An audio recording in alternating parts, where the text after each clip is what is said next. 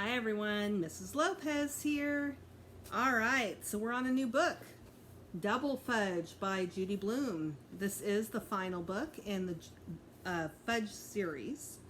So here we go, chapter 1.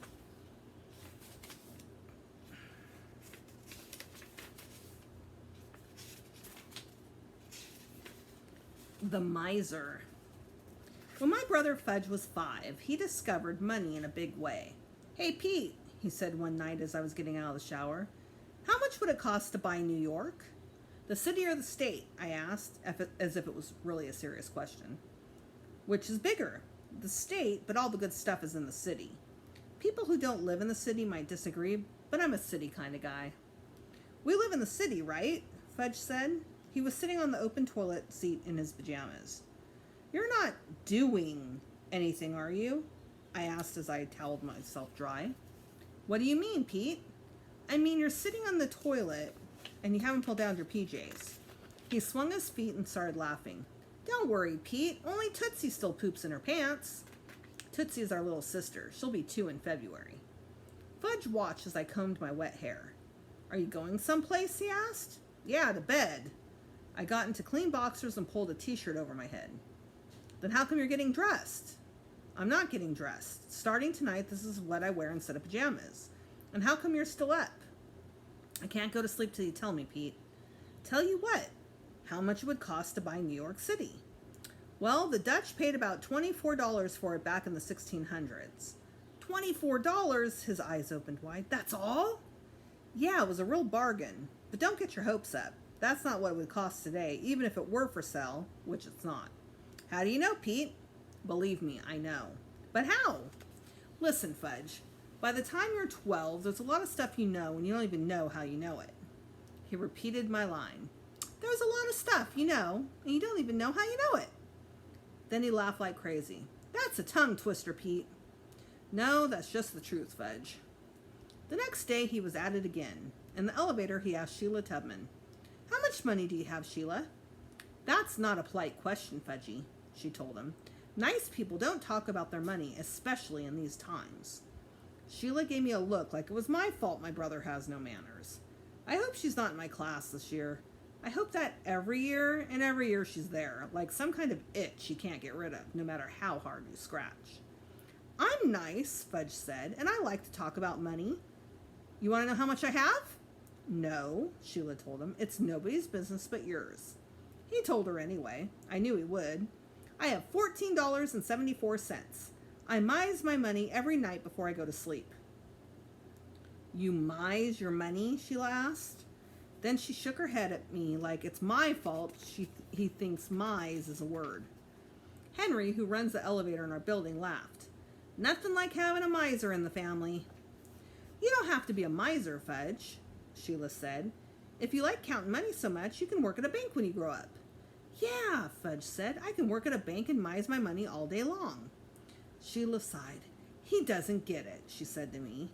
"He's only 5, I reminded her. "Almost 6, he reminded me. Then he tugged Sheila's arm. "Hey, Sheila, you know how much the dude paid for New York City?" "The dude?" Sheila asked. "Is this some kind of joke?" "Not the dude," I told Fudge. "The Dutch." "His name was Peter Menu," Sheila said, like the know-it-all she is. "And he paid the Wappinger Indian tribe in trinkets, not cash. Besides, the Indians thought they were going to share the land, not sell it." "Sharing is good," Fudge said, "except for money. I'll never share my money. Money is all mine. I love my money." "That's a disgusting thing to say," Sheila told him. "You're not going to have any friends if you talk that way." By then, the elevator reached the lobby. "Your brother has no values," Sheila said as we walked to the door of our building. Outside, she turned and headed towards Broadway. "How much do values cost?" Fudge asked me. "Not everything's for sale," I told him. "It should be." Then he skipped down to the corner singing, "Money, money, money. I love money, money, money." That's when I knew we were in big trouble. "It's just a stage," Mom told me later when I pointed out that Fudge is obsessed with money. "Maybe, but it's still embarrassing," I said. "You better do something before school starts." But Mom didn't take me seriously until that night at dinner when Dad said, Please pass the salt, Fudge. How much will you give me for it? Fudge asked. The salt shaker was sitting right in front of him. Excuse me? Dad said. I'm asking for a favor, not hiring someone to do a job. If you hire me, I'll pass the salt, Fudge said. How about $1? How about nothing? I said, reaching for the salt and passing it to Dad. No fair, Pete, Fudge shouted. He asked me, not you. Thank you, Peter, Dad said. And he and Mom shared a look. I told you, didn't I? I said to them. I told you we have a big problem. What problem? Fudge asked. You, I said. Phoo, Tootsie said from her baby seat as she threw a handful of rice across the table. What's the difference between dollars and bucks? Fudge asked me the next morning at breakfast. He was drawing dollar signs all over the Cheerios box with a red marker.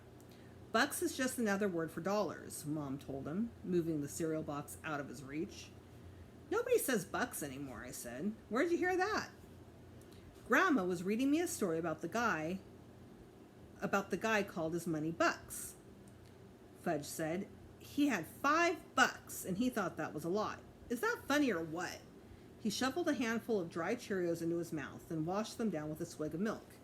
He refuses to mix his cereal and milk in a bowl like everyone else. $5 is nothing to sneeze at, Dad said, carrying Tootsie into the kitchen. I remember saving for a model airplane that cost $4.99, and in those days, that was a lot. Dad sat Tootsie in her baby seat and doled out some Cheerios for her. Somebody's been decorating the cereal box, he said. Yeah, the misers learned how to draw dollar signs, I said. It wasn't long before the miser started making his own money. Fudge bucks, he told us. I'm going to make 100 million trillion of them. And just like that, with one box of markers and a pack of colored paper, he was on his way. Soon I'll have enough fudge bucks to buy the whole world. Why don't you start with something smaller, I suggested. You don't want to buy the whole world right off because then you won't have anything to look forward to. Good idea, Pete. I'll start with Toys R Us. The kid has no values, I told my parents after Fudge went to bed. They looked at me like I was some kind of crazy. Well, he doesn't, I said. He worships money. I wouldn't go that far, Dad said. It's not unusual for young children to want things. I want things too, I reminded Dad, but I don't go around obsessing about money. It's just a phase, Mom said this time. We could hear Fudge as he started to sing. Oh, money, money, money. I love money, money, money. As soon as he stopped, Uncle Feather, his mynah bird, started, ooh, money, money, money. Turtle, my dog, lifted his head and howled. He thinks he can sing. Dad called, Fudge, cover Uncle Feather's cage and get to sleep. Uncle Feather's mising his money, Fudge called back. He's not ready to go to sleep. How did this happen to us? Mom asked. We've always worked hard. We spend carefully. We never talk about money in front of the children. Maybe that's the problem, I told them. And that is the end of Chapter 1 of DoubleFudge. Stay tuned for the next video, Chapter 2. Have a great day.